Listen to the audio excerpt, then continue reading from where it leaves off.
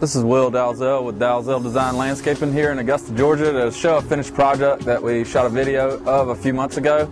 Kind of walk you through this project. We're at the finishing stages, just doing a little touch-up thing. We got one more decorative spigot that we're putting in. As you can see, this trench that we've dug across here. But this is the hydrangea garden, and we outlined it in wintergreen boxwoods. We use larger round ones just to kind of create a sense of space and shape. They got multiple benches in here, and then we got a central feature, which is a millstone feature down here that's inset in the brick. That's a nice feature. It's an old real millstone, and we'll have different types of hydrangeas. We got limelight hydrangeas, common hydrangeas. We got PG hydrangeas. We also got some forest pansy red buds that'll give it some height in the back and some color in the spring. And we also got a nice centerpiece Japanese maple that's centered off of the millstone here in the center. It's a lace leaf, the droopy variety that stays real small. But you can see the central millstone piece here in the middle. It's all inlaid, that way clients or company can walk across it without tripping, those types of things. And then as we move from the hydrangea area, we come into a tea rose area, which we're going to wait till the spring to plant the tea roses, but she's going to do different color tea roses, probably yellows, reds, pinks. There's hundreds of different varieties you can use, but we got it backdrop with some vitexes, and we got all our beds raised, and we're going to have it on drip irrigation. And then she can really have nice cut flowers most of the year and really add some color to the area. And then we have a sitting area in here where you can actually come and read a book and sit down and enjoy the space, and you can actually see throughout both ways of the garden sitting on this bench. You can see down to the fountain area, and you can also see back to the hydrangea area. We got a nice wall that was existing along the backside, which kind of separates the neighbor and also gives the space a sense of serenity and peace. It's kind of tied in together.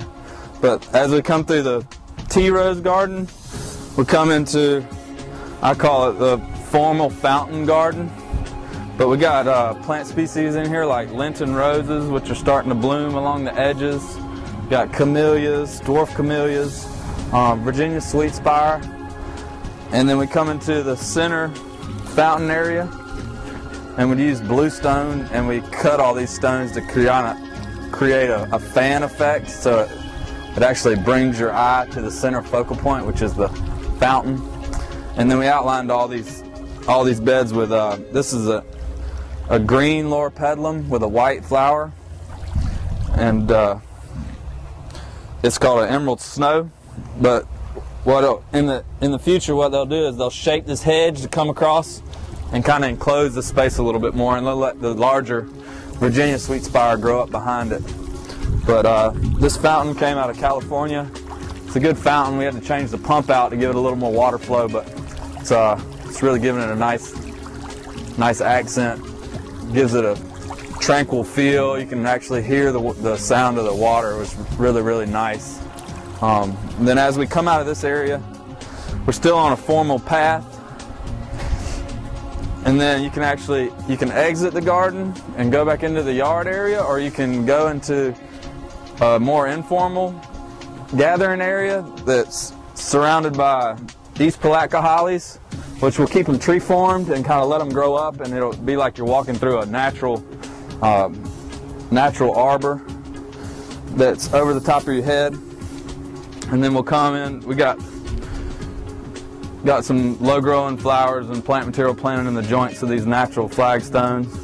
And then we come into the actual fire pit area, which used natural granite.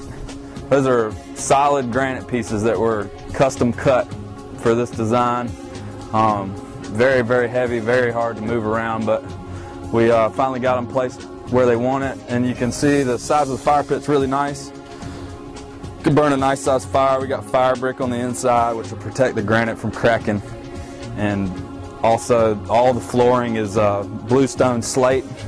And then we also have some seat benches that are on the back side. That way when you have company over, they can sit back here and roast marshmallows or cook hot dogs, that type of things.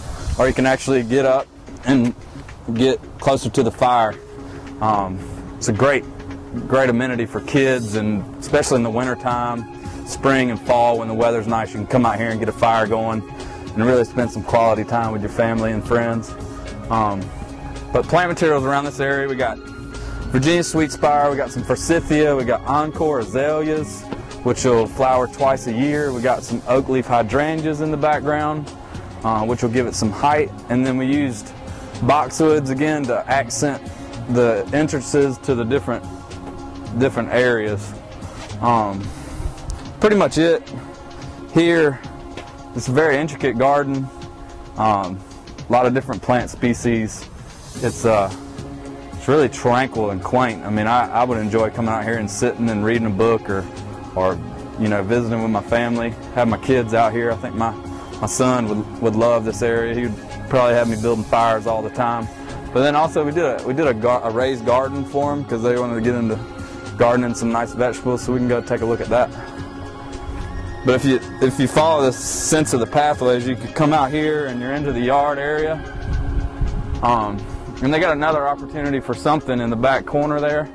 I don't know quite what we're going to do, but at this property we started on one side, did a small garden. Now we've done the whole back, and we'll probably move our way around as they see fit to kind of bring this place back to a sense of where it was. But then we got a raised garden area, big solid granite pieces, and we backfilled it with Bricko dirt, which is the best for gardening, whatever you want to do. They could do tomatoes, collard greens in the winter. I know they like to do lettuce. She likes growing asparagus, which is really tough to grow, but this is going to give them a better opportunity than what they had before when they were just growing it in the really sandy soil from around this area. But it's really organic dirt, and it'll do really well here. But that's pretty much it for this garden here. We're just about finished up.